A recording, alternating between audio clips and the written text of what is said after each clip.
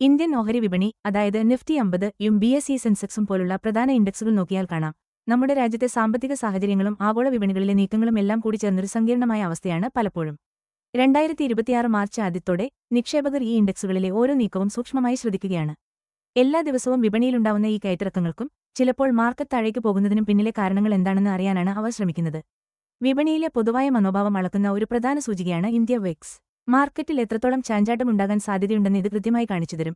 നിക്ഷേപകരുടെ ആത്മവിശ്വാസത്തിൽ വരുന്ന മാറ്റങ്ങളും ഇതിൽ നിന്ന് നമുക്ക് മനസ്സിലാക്കാം. ഇതിനെല്ലാം പുറമെ കാര്യങ്ങൾ കൂടുതൽ സങ്കീർണമാക്കുന്ന ഒന്നാണ് ഗിഫ്റ്റ് നിഫ്റ്റി. തലേദിവസത്തെ ആഗോള വിപണിയിലെ ഓരോ ചലനങ്ങളെയും അടിസ്ഥാനമാക്കി നിഫ്റ്റി 50 എങ്ങനെയായിരിക്കും അടുത്ത ദിവസം തുറക്കുക എന്നതിനെക്കുറിച്ച് ഒരു ഏകദേശ ധാരണ ഇത് നമുക്ക് തരും. ഇന്ത്യൻ വിപണിയുടെ ആരോഗ്യം ആഗോള പ്രവണതകളുമായി വളരെയധികം ബന്ധപ്പെട്ട് കിടക്കുന്ന ഒന്നാണ്. ഡൗ ജോൺസ് പോലുള്ള പ്രധാന അന്താരാഷ്ട്ര ഇൻഡെക്സുകളും കോസ്പി പോലെയുള്ള ഏഷ്യൻ വിപണികളും ഒക്കെ നിക്ഷേപകരുടെ ആത്മവിശ്വാസത്തിന് ഒരു വഴികാട്ടിയാണ്. അതുകൊണ്ടുതന്നെ വിപണിയിലെ നിക്ഷേപകർക്ക് വളർച്ചയുടെയും തളർച്ചയുടെയും സമയങ്ങളിൽ കൃത്യമായി കാര്യങ്ങൾ മുന്നോട്ട് കൊണ്ടുപോകാൻ ഈ പരസ്പര ബന്ധമുള്ള ഘടകങ്ങളെക്കുറിച്ച് നല്ല ധാരണ ഉണ്ടായിരിക്കണം. അത് വളരെ പ്രധാനമാണ്. എന്തുകൊണ്ടാണ് ഇന്ന് മാർക്കറ്റ് താഴേക്ക് പോയത് എന്ന ചോദ്യം ഈ സാഹചര്യത്തിൽ വളരെ പ്രധാനമാണ്. ഇത് നമ്മളെ സാമ്പത്തിക സൂചകങ്ങളെക്കുറിച്ചും നിക്ഷേപ സാഹചര്യങ്ങളെ രൂപപ്പെടുത്തുന്ന നയപരമായ തീരുമാനങ്ങളെക്കുറിച്ചും കൂടുതൽ ആഴത്തിൽ പഠിക്കാൻ പ്രേരിപ്പിക്കുന്നു.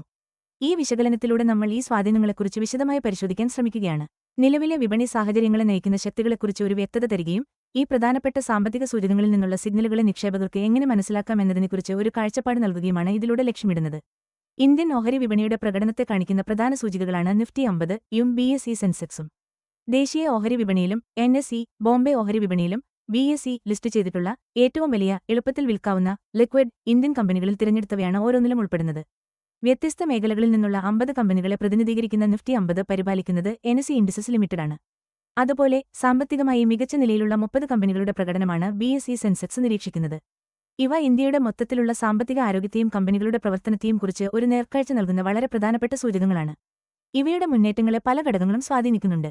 കമ്പനികളുടെ പാദവാർഷിക വരുമാന റിപ്പോർട്ടുകൾ, സർക്കാർ നയങ്ങളിലെ മാറ്റങ്ങൾ, കൂടാതെ പണപ്പെരുപ്പം, വ്യാവസായിക ഉൽപ്പാദനം, GDP വളർച്ചാ നിരക്കുകൾ പോലുള്ള പ്രധാന സാമ്പത്തിക വിവരങ്ങളും ഇതിൽ ഉൾപ്പെടും. കമ്പനികളുടെ വരുമാനം പ്രതീക്ഷിച്ച നിലവാരത്തിലെത്താതെ വരുമ്പോൾ അല്ലെങ്കിൽ സാമ്പത്തിക സൂചകങ്ങൾ മാന്ദ്യത്തിന്റെ സൂചന നൽകുമ്പോൾ ഈ സൂചികകൾ സാധാരണയായി താഴോട്ടു പോകുന്നത് കാണാം. നേരെ തിരിച്ച് കമ്പനികളുടെ മികച്ച വരുമാനവും ശക്തമായ സാമ്പത്തിക വിവരങ്ങളും ഇവയെ മുകളിലേക്ക് കുതിക്കാൻ പ്രേരിപ്പിക്കും. ദിവസേനയുള്ള ഈ മാറ്റങ്ങൾ, അതായത് ഉയർച്ചയായാലും താഴ്ചയായാലും, ഇന്ത്യൻ സമ്പദ്വ്യവസ്ഥയുടെയും അതിലെ കമ്പനികളുടെയും ഭാവി സാധ്യതകളെക്കുറിച്ചുള്ള വിപണിയിലെ നിക്ഷേപകരുടെയും മറ്റു പങ്കാളികളുടെയും കൂട്ടായ കാഴ്ചപ്പാടാണ് പ്രതിഫലിപ്പിക്കുന്നത്. അതുകൊണ്ട് നിക്ഷേപ സാധ്യതകളും വിപണിയുടെ മൊത്തത്തിലുള്ള ഗതിയും വിലയിരുത്താൻ നിഫ്റ്റി 50-യും സെൻസെക്സും ഒഴിച്ചുകൂടാനാവാത്ത ഉപകരണങ്ങളാണ്. ഇന്ത്യൻ ഓഹരി വിപണിയുടെ ഗതിയെ കാര്യമായി സ്വാധീനിക്കുന്ന ഒന്നാണ് ആഗോള വിപണികൾ.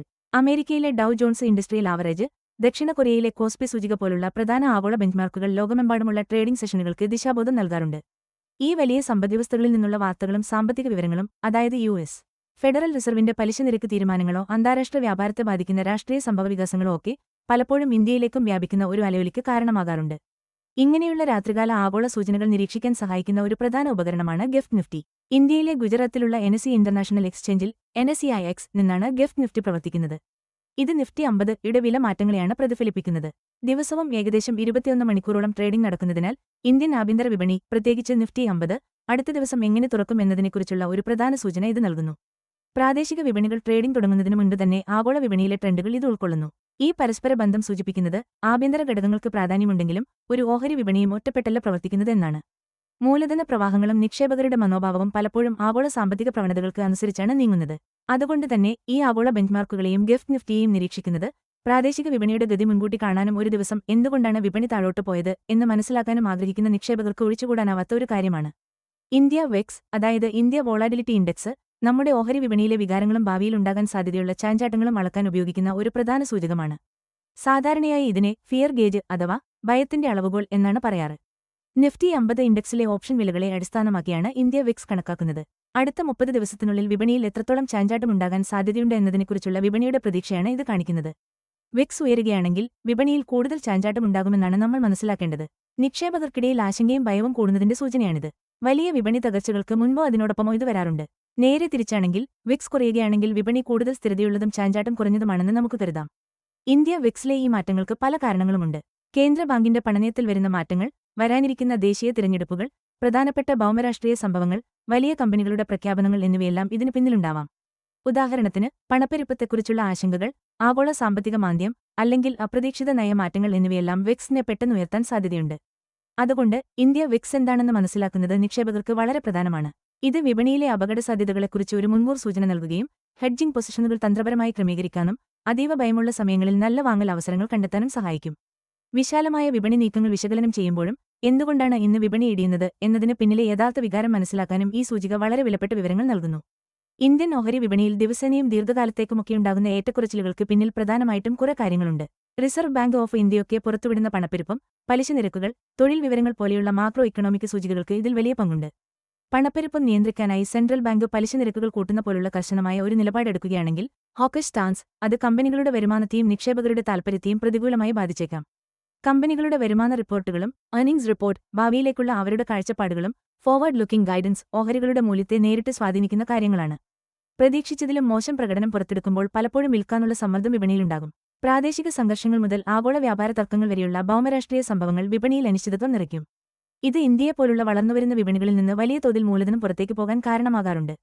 അതുപോലെ ഫോറിൻ ഇൻസ്റ്റിറ്റ്യൂഷണൽ ഇൻവെസ്റ്റേഴ്സിന്റെ FIIs യും ഡൊമസ്റ്റിക് ഇൻസ്റ്റിറ്റ്യൂഷണൽ ഇൻവെസ്റ്റേഴ്സിന്റെ DIIs യും പ്രവർത്തനങ്ങൾ വിപണിയിലെ പണലഭ്യതയെയും നിക്ഷേപകരുടെ മനോഭാവത്തെയും കാര്യമായി സ്വാധീനിക്കുന്ന ഒന്നാണ്.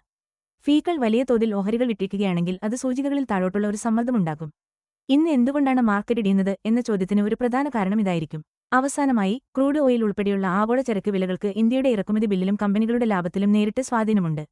എണ്ണവിലയിൽ തുടർച്ചയായ വർധനവുണ്ടായാൽ അത് പണപ്പെരുപ്പം കൂട്ടാനും കറന്റ് അക്കൗണ്ട് കമ്മി വർദ്ധിപ്പിക്കാനും ഇടയാക്കും. ഇത് വിപണിയുടെ മനോഭാവത്തെ പ്രതികൂലമായി ബാധിക്കുകയും ചെയ്യും. ഈ സങ്കീർണമായ സ്വാധീനങ്ങളെ മനസ്സിലാക്കി വിപണിയിൽ മുന്നോട്ടു പോകാൻ നിരന്തരമായ വിശകലനവും ഇന്ത്യൻ ഓഹരി വിപണിയിൽ അവയുണ്ടാക്കുന്ന മാറ്റങ്ങളെക്കുറിച്ച് ഒരു സൂക്ഷ്മമായ ധാരണയും ആവശ്യമാണ്.